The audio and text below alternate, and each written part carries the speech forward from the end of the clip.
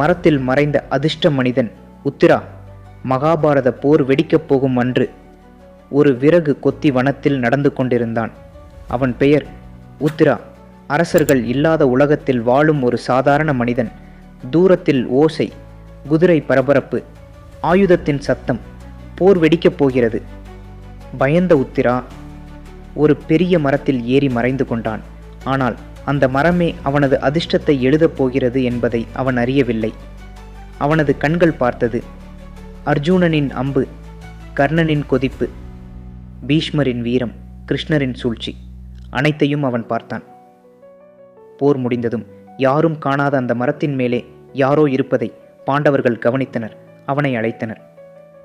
கேள்விகள், பதில்கள் அதிர்ச்சியாயிருந்தது. உத்திரா கூறியது யுத்தத்தின் மறைந்த உண்மைகள். அந்த ஒரே மனிதனின் நுண்ணறிவால் சில தவறுகள் திருத்தப்பட்டன. பாண்டவர்கள் நெகிழ்ந்தனர். அவனுக்கு அரண்மனையில் இருக்க இடம் தந்தனர். ஒரு விறகு கொத்தி அரச ஆலோசகரானார். அவன் போர் போடவில்லை. ஆனாலும் போர் வெற்றி அவரது கண்களில் இருந்தது.